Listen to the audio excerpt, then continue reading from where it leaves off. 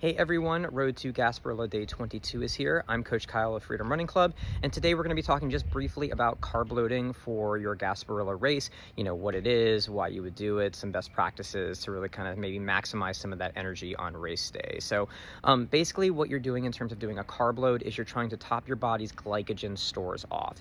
Glycogen is stored carbohydrates. You know, when you eat something, you either have it put into your bloodstream directly as carbohydrates, blood sugar, if you've heard it that way, or if it's going to be stored in either your liver, your brain, or the working muscles, it can only be stored as glycogen.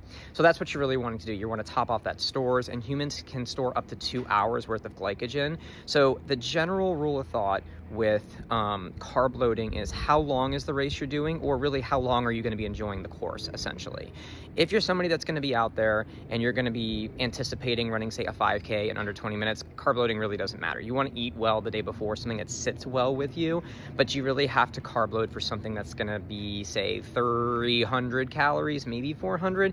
Probably not. The morning of the race, you're going to want to have some good carbohydrates, easy absorbable carbohydrates for sure. But if you're in one of those shorter races and you're going to be enjoying the course for a little bit less time than some other people, you're not really going to have to worry so much about it. You're somebody in the half marathon, or especially if you're somebody who's going to be enjoying the course in the half marathon for more like 3 hours, then it's more important to do that carbohydrate loading.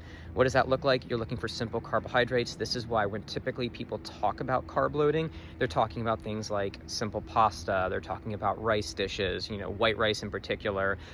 Things like pancakes is really people do, because it's not only the pancake itself, you're doing syrup, things like that. You know, it's all these simple sugars that your body's going to be able to easily store as glycogen, and then you can use on race day. So that's the general rule. Think about how long you might be out there. If you're somebody even that's doing, like, say, an 8K in, say, 30 minutes, you probably aren't going to be needing a huge carbohydrate load, just something that's really going to sit well with you, that you don't have problems with the next morning. And make sure you get some good, simple carbohydrates the morning of the race. That's really going to be a good key for you.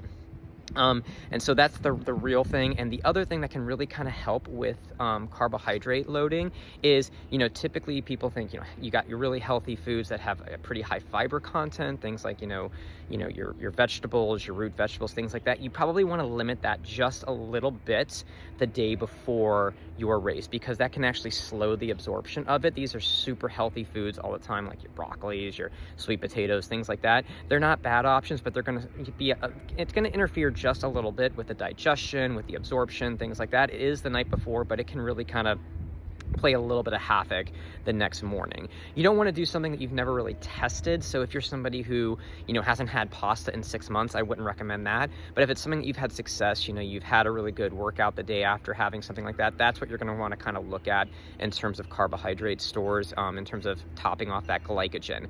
That's the idea. The reason why we're looking at that versus, say, proteins and fats, carbohydrates are your body's fast fuel. We can only store about 2 hours of it. So it's really key to make sure you have this, what I call rocket fuel, in your system. So carbohydrates, very simple. Your body can break them down for energy very, very quickly.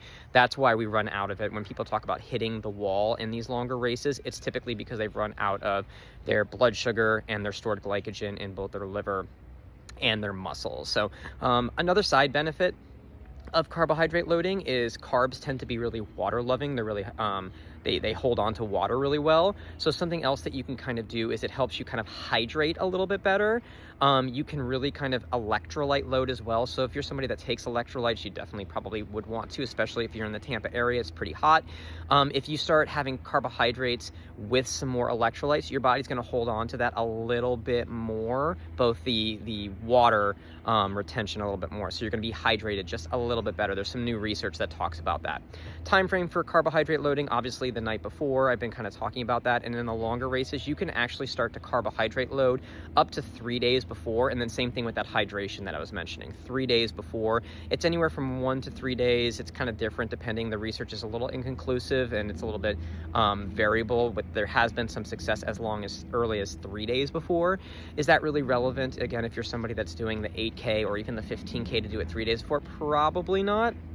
But again, these are the best practices. See what kind of might work for your situation and see what actually you might want to do. But those are some of the best practices in terms of it. You want your simple carbohydrates up to 3 days before, definitely the night before. Make sure it's not something that's totally radically different than you've done before. Limit fiber intake just a little bit on this day. Again, fiber is something I try to work with my clients to get more of through my sports nutrition coaching for them. But in this case, you're going to want to have a little bit less. You can also in the same time frame start to get a little bit more loading on your electrolytes. So some kind of key things, best practices, just to make sure that you get that little bit of extra edge, especially when you're kind of in that last 25% of your race and you want to have a little bit more fuel, especially again in these longer races, or you're enjoying the course for a little bit longer. This can kind of help you have a little bit more success on race day. So if you have any questions about carbohydrate loading, maybe you've never done it before, maybe you have some questions about best practices for you, ask those in the comments down below. I'd be happy to help out in any way that I can.